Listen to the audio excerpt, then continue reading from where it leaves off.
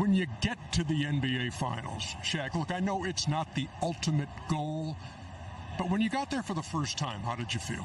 Ernie, I know you so well. I knew you was going to ask me that, so I'm really prepared for this answer. Because, I'm going to probably talk about it later about having your emotions in check. First time I got here, I was just happy to be here. And that's the wrong type of emotions to have if you win the championship.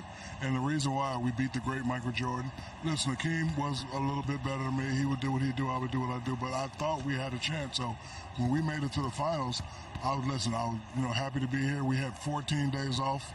Shout out to D. Scott. He had me in Atlanta. He had me in New York. And, we went to New York and Atlanta in between? Yes. No way we were losing. So, I'm anxious to see how the players are, how the emotions are. Knicks had a lot of days off. San Antonio, they got people here that could tell you what to do and how to do it. But first time I was here, I was so happy. I was so elated. However, after we got our butt spanked by the Houston Rockets, I always said to myself, if I ever go back to the finals, I'm going to put on a performance so great, it'll be no doubt that I will be a champion. What was the satisfaction, Charles, in reaching that point? Well, number one, it's a great accomplishment to get there, number one. I was on PTI today talking about the really only regret I have about my career is in game one, I was so passive. I was like, you know what, we were at home. I said, let me get these other guys started. Because Will Bonacona asked me my advice for Victor Wembanyama. I said, be aggressive. I said to myself, let me let these other guys get going. And they never got going because the bright lights are different. Yeah. So if I'm a star, I'm like, no, you boys get on my back. We're going to get going. That's the biggest regret I've ever had in my career, to be honest with you. How about it, Kenny? I think overall the emotional elation of winning the conference championship, because it's the first time that you do something on the court and you still celebrate that.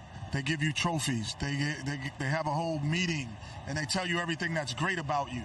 So that first time I'm like Shaq, I was a little, and then playing against the Knicks for me, I was a little starstruck. And then the second time I was what they call a glorified role guy, meaning if you don't play well, you can make us lose.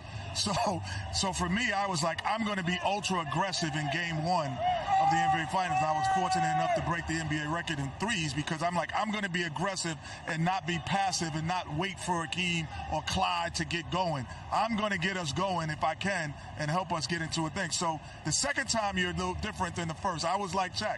I was like, whoa, I'm here in Madison Square Garden. Whoa. It took me like 4 games to really come into the series. And one more thing, Ernie, the cheering is different. Of course, when you're a local team, you win all that. But when you make it to the finals, it's different.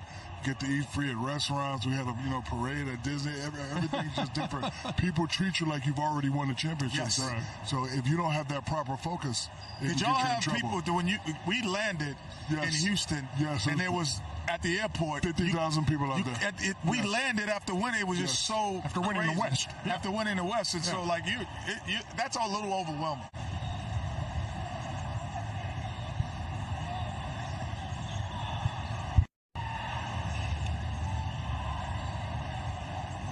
It's a good-looking kid.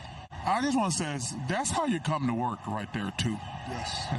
Victor Wembanyama. That's a good-looking kid. That's how you come to work, guy. Don't come in here dressed like no damn bum in your pajamas. Let's start.